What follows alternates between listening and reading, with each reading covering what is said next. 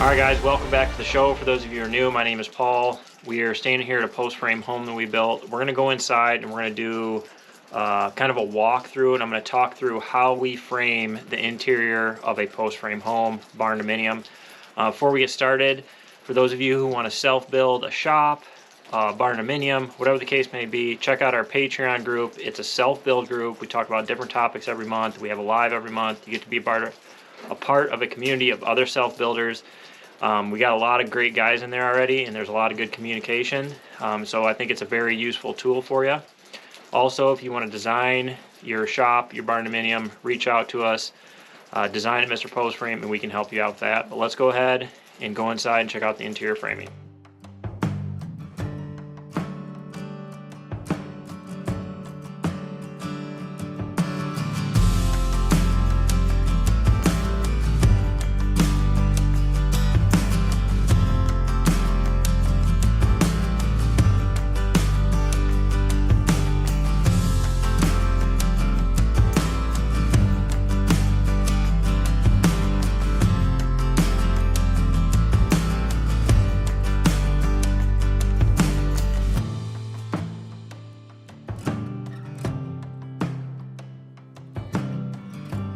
All right, guys, we are inside, and all of this is framed. This is a two-story.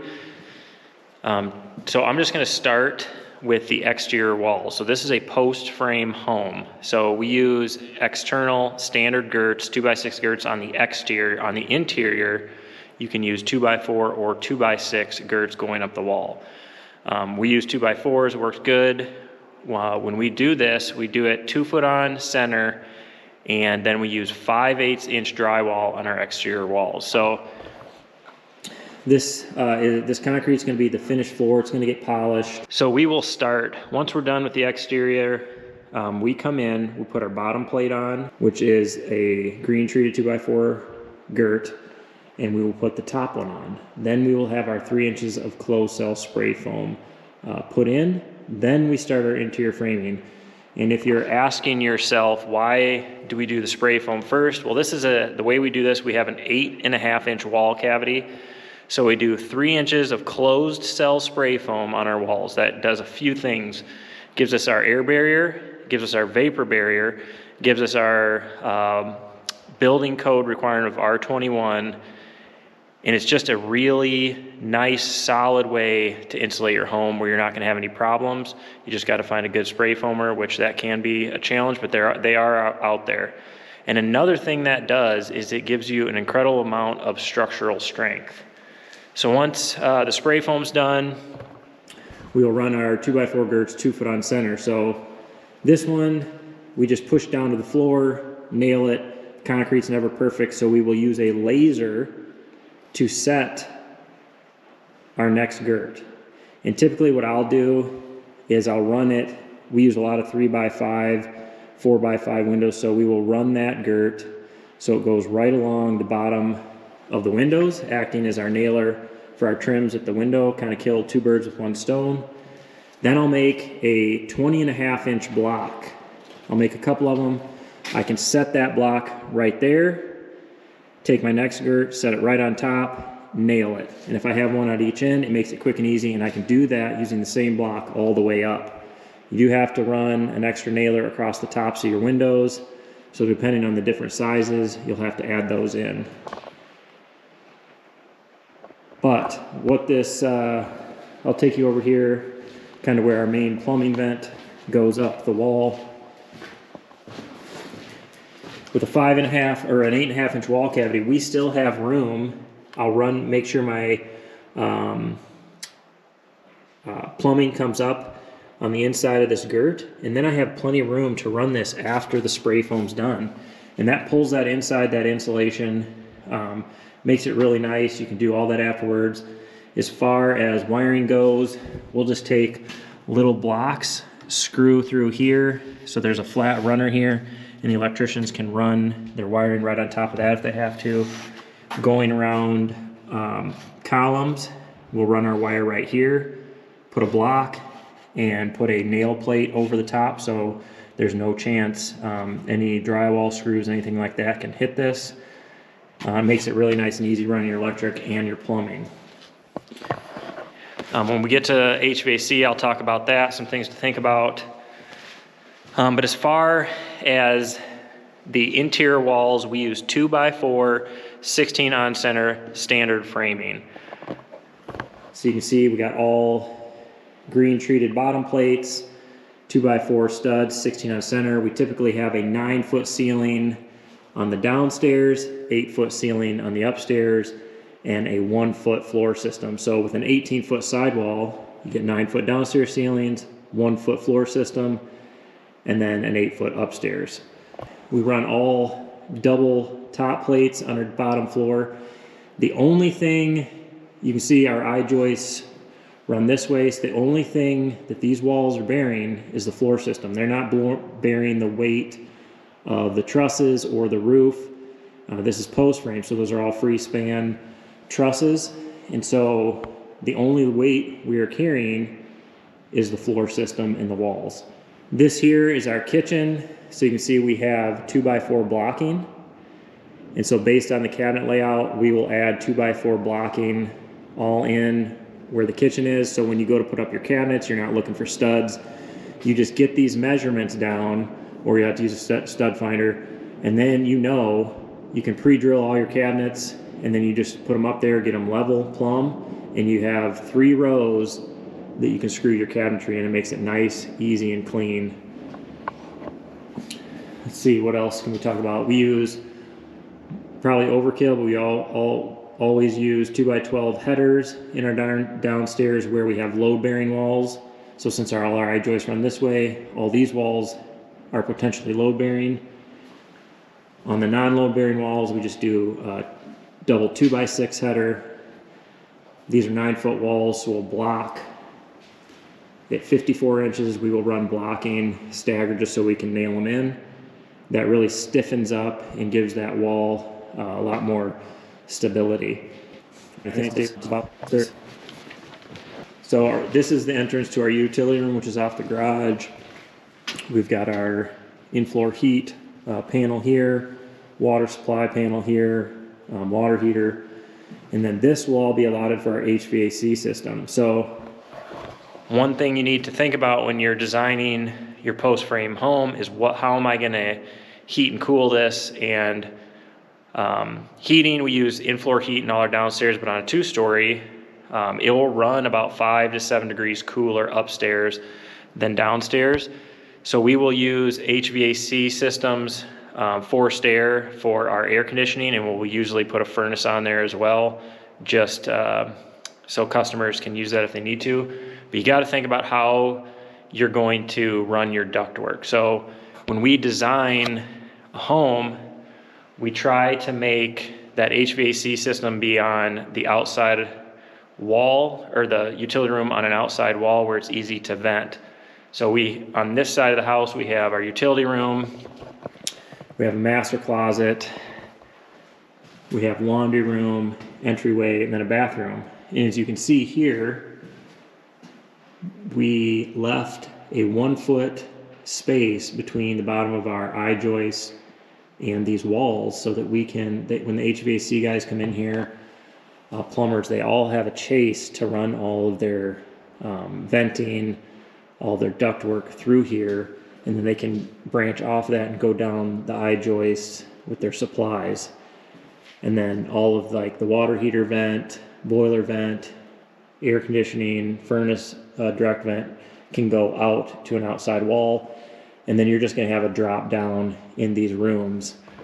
That's why we try to put it in a place where it's not going to be in your normal everyday living space where it's going to be more noticeable, or you don't want an 8-foot ceiling. So we got a closet that's going to have a partial 8-foot ceiling, a utility room, a laundry room, and then the entry off the garage and a bathroom. So it really won't be that noticeable because it's not in the normal living space. One other thing I like to do, because every HVAC person, plumber is different, we have allowed for a chase right here. I went ahead and ran the subfloor over it, but you can see that I-joist lines up with this wall, And so we have a cavity that we can take all the way up into the attic if we want and build it's built into the plans. They might get an extra 16 inches of their room up here in this open room. But if we need to, we can run venting, supplies, returns, whatever, up into the attic if need be. Otherwise, we can just leave this closed off. Just gives you another option in case your HVAC person decides they want to do something different. From my experience, they all do it a little bit different, and how I would do it is not always how they would do it. So here's the garage, same thing. We ran 2x4 interior girts. And then we have a catwalk all the way through here with an attic access right there. This is just going to get drywalled. Since these were garage door openers, we got off of our 8-foot spacing, so we have a double 2x12 header that runs down all this side of the wall. And so like this truss doesn't sit on a column, it sits on this double 2x12 header that carries the weight over the posts. Same with that one, it ends up over the door. And then this will get 1/2-inch drywall on it as well. And then here's the entrance into the house. We'll have a little entry bath, sink and toilet in there, little mud room, laundry room right here. Wherever we have a laundry room, we will make it so this is a 2x6 wall. You can do that two ways. You can actually use 2x6, or you can just fur it out, which we did in this case just because it was easier to build all that wall with the 2x4 and then just fur it. That way our dryer vent can go up that wall. Plumbing is nice and easy to do.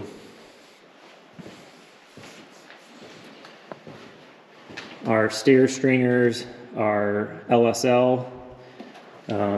Works out really well. They're nice and sturdy. This is about a 40-inch wide staircase going up. I'll always put 2x4 blocking on each side of the stairs. That way you have enough room so the drywallers can slide their drywall in, and then a skirt board can be slid in here to finish out the stairs nice and clean. So we got kitchen here, walk-in pantry.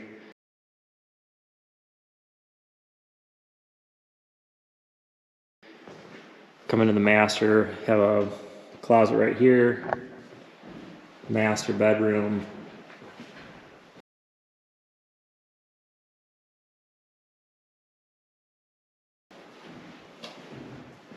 Come into the master bathroom, there'll be a freestanding tub right here. That's why there's a drain there. That's got a trap below the floor. Double vanity. This will be a custom shower. Toilet room, and then this will be a walk-in closet.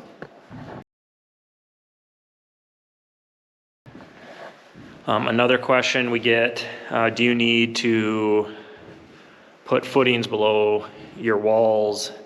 And we do not. We use 4,000 PSI concrete, 5-inch slab, and then everything's put on bottom plate, so it spreads that weight out, and it's not going to be anywhere near enough weight that it would cause us problems. You do need to check with your local area code in case they do require it. If I have point loads where I just have a post sitting, I'll typically put a pier below that point just to be safe. Probably still wouldn't need it, but I do it if I just have like freestanding posts where there's going to be a point load from upstairs. So now that we've kind of talked about the downstairs, I'll talk about how we do the upstairs framing. So we will always use, I shouldn't say always, but 99% of the time we use 11 7/8 LVLs as a ledger board to carry the upstairs weight. So you can see here, we have to have somewhere to have our I-joist sit on. And so what we'll do is we'll run 11 7/8 LVL that's nailed with 30D ring shank nails with 2 structural lags in each connection. So we have one in the corner We have one on the column there, one on the column here, and then we extended it all the way out here because our upstairs floor system kind of ends in between the 8-foot bays. So we have to take that out to this column in order to get out to where we need to be. And then on this side of the house, that 11 7/8 LVL runs all the way along the back side. And so you can see that all of our I-joists sit on it. The reason you don't see any blocking in our I-joist yet is I have found that when you put that in initially, your plumbers, HVAC guys come in and they knock it all out to get their stuff in. So I find it easier just to come in after and block it in.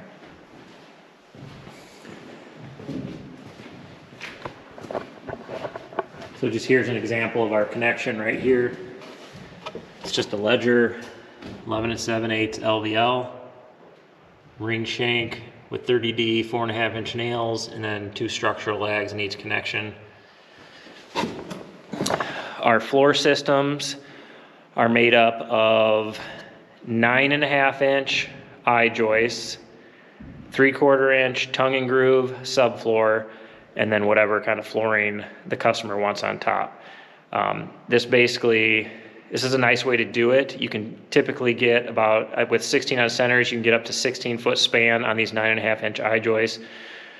So from there to there could be 16 feet. This is like 15 feet something. And then you can see from here, there's different bearing points for these I-joists where they never get over that 16-foot span. Another thing we do that I get comments on, whenever we do a custom shower, I will mark out the shower location before the concrete gets put in, and I will get my pre-slope when they're pouring the slab. So this is going to be a custom shower. I don't know if you can really see it, but this is already pre-sloped down to this drain. So then we don't have to do an extra slope before we start our custom shower. You can come in, put your liner down, and then do your second mud base, and then go ahead with your tiling. Just a thought, think about that. If you can get your pre-slope built in to your slab where you have a custom shower on your main floor, saves one step. Another thing we get lots of questions on, so we have the kitchen here, we have our plumbing, drain, plumbing vent, water lines, electrical conduit. Don't forget your conduit for your island. This customer wanted to span this whole space here without any posts. And I think it's roughly 16 feet, but right here we have double LVL, 14-inch LVL. So it's a double LVL, 14 inches, laminated together, glued and laminated. And then our I-joists are hangered on them. And the reason being is because we couldn't get away with a 9.5-inch board going across here, or a 11 7/8, because it just wasn't strong enough to span. So we hung these on here, and then this just drops down probably 4 or 5 inches, and what we'll do is we'll make that look like a beam. So that's one way to handle this. If you want to span, you're going to end up having to get larger LVLs to go across. And then we just have a pocket here that double LVL sits in, and then over here it sits on these studs right here.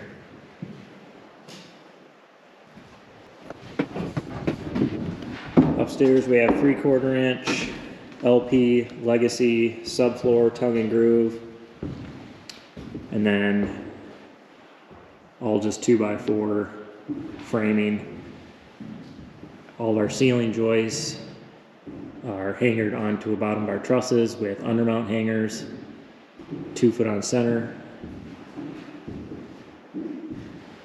Up here we will have bedroom there, full bathroom, and another bedroom, and then this will just all be open. Got a temporary railing, but this is the same way. There will be a railing that comes to here, comes across here, and goes over there, and then this will all be 18-foot ceilings, Fireplace will go up there. Once the electrical is run, we'll just run 1/2-inch plywood all the way up that, because we're going to be doing Versetta stone all the way up there with a wood mantle and a wood stove. Upstairs we do 2x6 headers. None of this is load bearing up here. These are free span trusses, so none of this bears any weight. None of these walls bear anything from up above. So up in the attic, we will do a blow-in fiberglass insulation.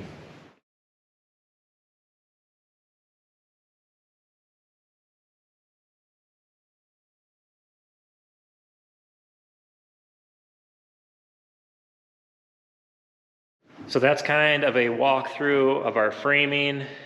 If you have any questions, leave them in the comments. If you guys are interested in this plan, if you like the layout, we are going to be able to do a full walkthrough once we complete this and it's finished. So you'll be able to see what the inside looks like once it's completely finished.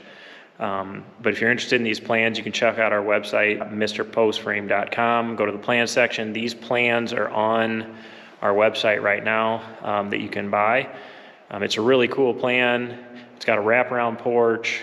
It's got a nice garage on it. I think it's right around 2,400 square feet. So just a nice size house, pretty easy to build, pretty quick to build if you're looking for something to build on your own. But hopefully this walkthrough video has kind of helped you with how we kind of do the interior framing on these post frame homes. Like I said, if you have any questions, leave them in the comments. If you haven't already, hit that subscribe button and we will catch you on the next video.